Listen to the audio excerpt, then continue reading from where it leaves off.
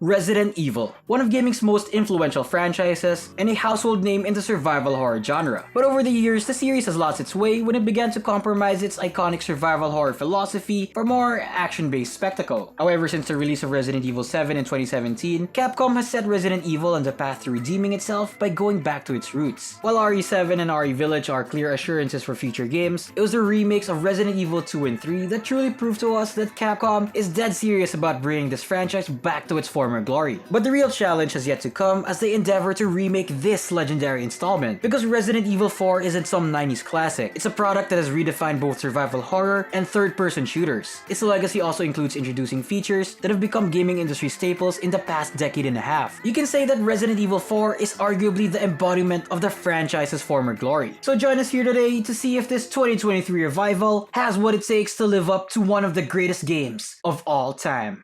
Where's everyone going? Bingo?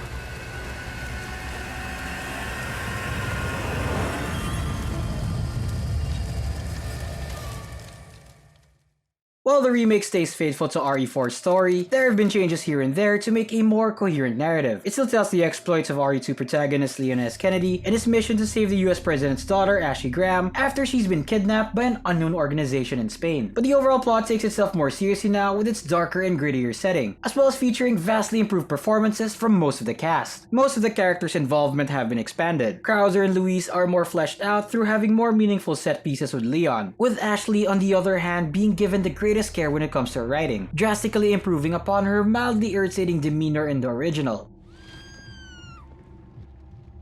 This is a version of her that will entice players to actually cheer her on this time around as she and Leon go through thick and thin. And of course, our boy Leon Scott Kennedy is back for what is still considered to be his greatest outing. Nick Apostolidis' performance really sells the idea that his rendition of Leon in RE2 Remake has truly grown into the Leon that we know and love. It's a more believable and grounded take on Resident Evil's Golden Boy that also doesn't compromise on his cheesy one-liners. Bill me for the repairs later. Visually, the remake is a massive upgrade compared to the original. Characters like Ashley and Ada are redesigned to fit the series themes that the game was going for. We can also see this immediately in the opening sections of the game. The environments are disgustingly detailed. Things like bones, carcasses, insignias, and more are littered around to reinforce that grimdark atmosphere. And a lot of the remake's enemies are also amazingly detailed. Zealots, for example, are much grungier this time with rotated robes and grotesque facial features compared to the original. And don't get us started on the Plaga-type enemies. There were just some parts of the game that were straight up bone-chilling to look at, and you might even experience some jump scares here and there, which overall really nails the survival horror feel that the series is well known for. RE4 Remake also features incredible animations akin to that of previous remakes. Controlling Leon feels very fluid and realistic, and being able to maneuver through hordes of ganados has never felt so smooth and satisfying. Capcom has definitely outdone themselves this time with the RE engine, being able to give all of these amazing details shown in the game. So match all that with eerie lighting, improved textures, and outstanding animations, and you'll have yourself a vastly improved horror atmosphere.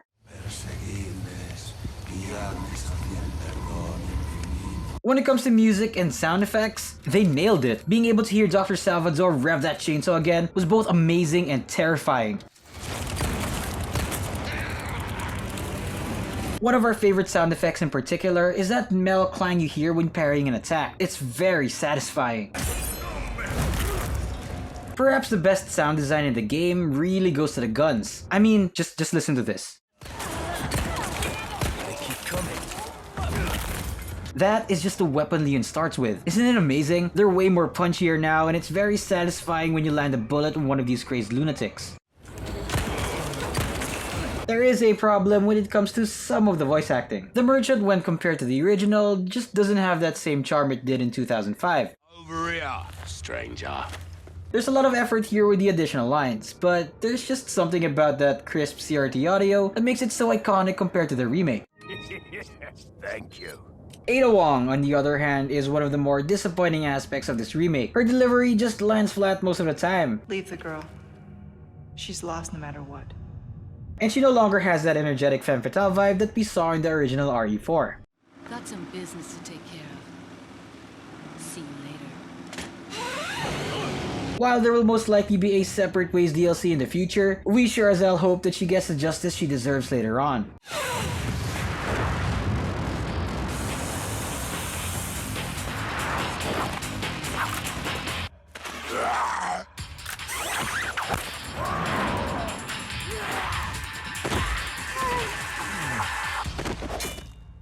The original Resident Evil 4 was known for making innovations in its gameplay. It pioneered the over-the-shoulder third-person shooter perspective, which has now become the standard in most games. So, how does this remake compare? Well, it's even better.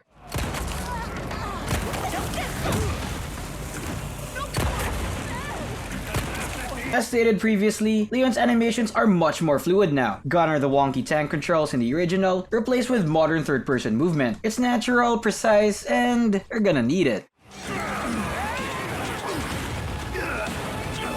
Because if you thought the original RE4 was fast-paced, you might want to reconsider that after playing the remake. The combat here is insane, and goes south pretty fast if you don't plan out your attacks.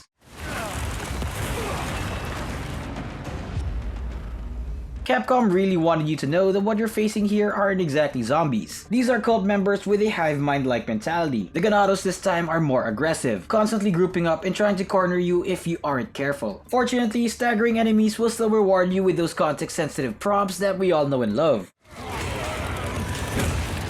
And it's still as satisfying to pull off as it was in the original, especially when you get that suplex animation. Crouching is one of the new mechanics implemented in the remake. With this, you can dodge a lot of incoming attacks, and can also be used to sneak up on Ganados to get a cheeky stealth kill with a knife. Which makes a lot of sense since Leon is more of a secret agent now. Speaking of the knife, it is probably the most versatile weapon in your arsenal. Aside from the silent takedowns, it can also be used to get out of grabs, block incoming projectiles, and if you perfectly parry an enemy's melee attack, it opens them up for those sweet context-sensitive kicks.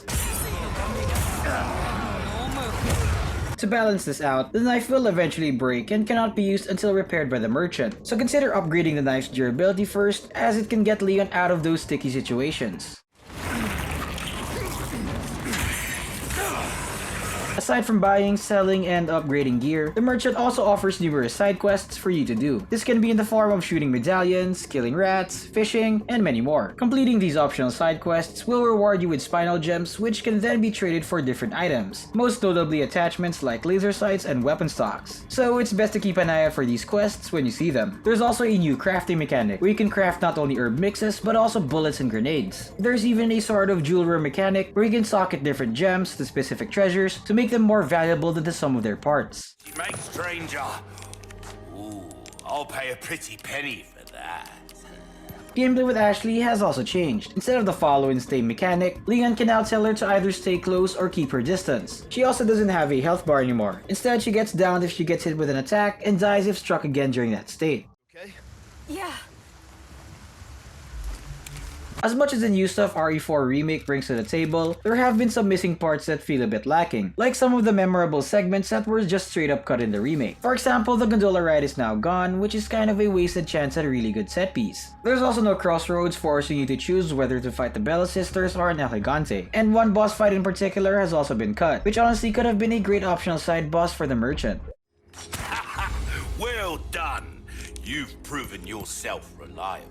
2023's Resident Evil 4 is more than just a faithful retelling of the original. In what could have been easily interpreted as an action game, Capcom went above and beyond with how they modernized Resident Evil 4 in a way that not just stays true to the spirit of the original, but actually improves upon its survival horror aspects. And it achieves this all the while making smart and meaningful changes to the game's combat, story, and pacing. Resident Evil 4 Remake cannot replicate the industry-defining influence of the original, nor would it be right to expect it to, but it's making a damn good case as one of the best survival horror games in the past decade. We're giving Resident Evil 4 Remake a 9 out of 10.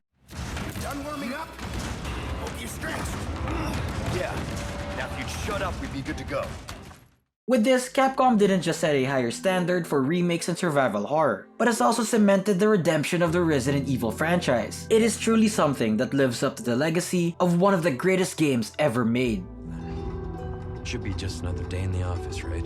But what about you? What do you think of the remake? Do you prefer the original? What score would you give it? Tell us in the comments below. Till then, this is Game Made Information Station, signing off.